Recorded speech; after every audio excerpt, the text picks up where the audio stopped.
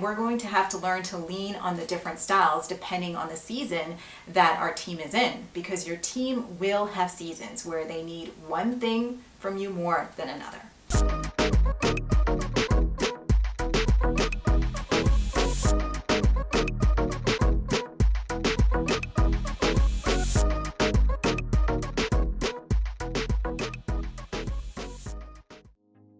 Hey there, welcome to Mac TV, where we believe that transformation from manager to leader is such a crucial one because it's leaders that change lives, and they're the ones that have a profound effect on today's working environment.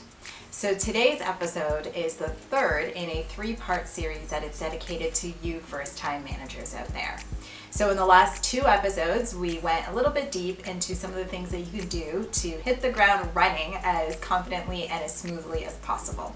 If you missed those, not to worry, I will link them for you right here as well as in the description box below. So today is all about leadership style and how you can find your natural style and adapt it to your current situation and team. So let's dive in. So just before we jump in, I just want to clearly define what leadership style really is. So leadership style would be, a set of behaviors that you use to interact with your team. So it would be, for example, how you motivate your team, how you give directions, how you empower them and set goals, etc., etc. So let's just talk about some of the common leadership styles that there are out there. So the first one would be the visionary leader. So to me, a visionary leader is the person that literally gets up every day and is like, okay, we're going this way.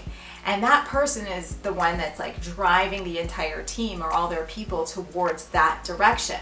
So that individual, that visionary leader, is all about mainly the why as opposed to the how. So they are not really too worried about how they're going to get there as long as they get there, which means that they are the ones that are open to experiment. They're open to, different ways as long as we get to that direction. The second leadership style is the coach. So think sports coach when you think of this style of leadership. So this is the person that is literally always thinking about how they can help you become a better version of yourself. So they want you to improve on your weaknesses and dominate at your strengths.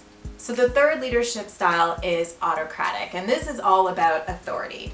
Now, I've learned quite a bit about the military lately, and so even though this isn't always the case, they do say that like a military commander would really fit the bill of an autocratic type of leadership style.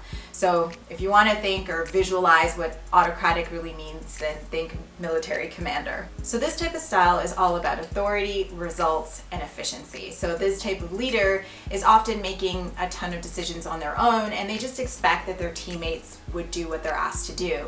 And so it's a little bit of lead by fear. The fourth type of leadership style is a democratic. So a democratic is all about getting all the input of the team. So you would often find a democratic type of leader leaning on their team for direction. The fifth style is the bureaucratic. So the bureaucratic is all about the rules, the procedures, the policies. So do you remember as a little kid maybe being with a friend and you trying to convince them to do something that was just outside the lines, and they looked at you and said, we're not supposed to do that. If we do that, we're going to get in trouble, so we better go this way? That would be the bureaucratic. So they're the type of leader that would expect their team to always stick to what's written. No matter what circumstance they're in, they expect that the person do exactly what they're supposed to based on the rules, policies, and procedures. The last style is the pace setter. So this style is usually worried about the results and the performance. So they drive their teammates pretty hard to achieve certain results that are expected of them. Now I am missing a couple of the leadership styles, but these ones that I picked kind of encompass the rest that I'm missing. So the question on the table now is, what is your leadership style? Now the truth is, it's going to be hard to figure out where you lean because of the fact that you've never done this before or you've never had to think about it before. And I think that we do have kind of a mishmash of everything within us, but we do tend to naturally lean to one side or the next, or one style or the next. And so I do think it's important to figure out, which style you lean to so that you can, capitalize on your strengths and know exactly where you need to be careful. So here's the first thing I want you to do when determining what your leadership style is. I first want you to think about what your values are. Now, your values are definitely going to affect how you consciously and subconsciously lead your team, because it's your values, so what you believe and what you value in yourself and others, that is what you're built of, basically. The second thing you have to do is to think about your personality traits, because your leadership style is really born from your natural tendencies. So you really want to think about what your friends or your colleagues have to say about you. Now, I know for some people, thinking about your personality traits might be a little bit hard, or asking a friend or a colleague might be hard for you. So you could use these two tools that I'm going to suggest. One is called the DISC test, so D-I-S-C test.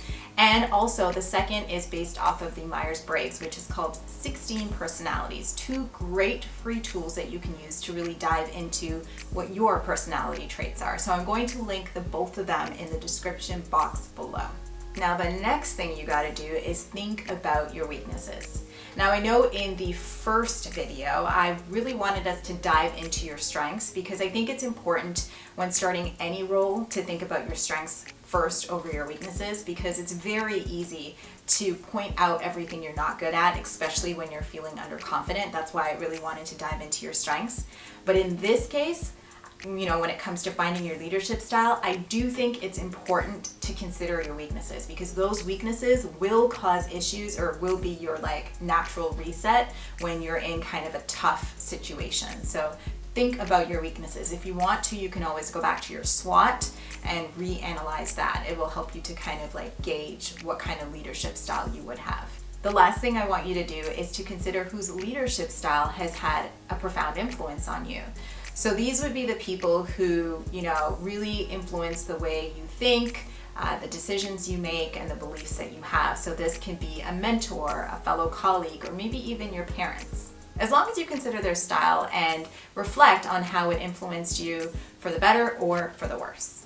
I know, for example, on my list, I have leaders who have influenced me in a really good way, and I strive to imitate them because they're humble, they're hungry, they're kind, and they're generous, and so of course these are people that I want to imitate in my own leadership with my own teams. And then there are people that I don't want anything to do with, so people that have influenced me and have helped me to see that I want to be nothing like them, and these are the people that are uncaring and distant, and leaders that just don't even know the names of their people. So in both ways, you want to know the good and the bad, and see kind of what is attractive to you and what are the things that you want nothing to do with. Now, I know that this can be a little bit hard, so I've created for you, a worksheet that will help you work through all of this to help you find your natural leadership style. So it will have some prompt questions for you, and it will have all the different leadership styles in it so that you can see kind of where you land and which one resonates with you, or which one that you're closer to. So I do suggest that you download it and use it, because I think it's really important that you do know your own leadership style. It will help you be a far more effective leader. It will also help you to flex in meeting the needs of your team, your department, and your company, which is something that you will find yourself in the middle of on a consistent basis. Now, before we go on, I will say that there is no such thing as a perfect leadership style. I mean, yes, there are the ones that will have people running for the door that they want nothing to do with, but at the same time, we're going to have to learn to lean on the different styles depending on the season that our team is in, because your team will have seasons where they need one thing from you more than another. So let me give you an example of what I mean. So let's say that your team is in a season where they need a pace setter. So it's all about the results and, driving as much performance as possible. Usually this happens at the end of the year, but it's different for every company. But let's say your team is in that season and they need more of the pace setter. And let's say your natural leadership style is more on the visionary side of things, then you're going to have to figure out a way to tap into that pace setter style, or enlist someone on the team who has more of that style to help you, push the team in the direction that they need to be pushed in for that season. So again, a solid reason why you should know your own leadership style, so that you can learn to dance with the different styles as it is necessary for your team and for the department and company.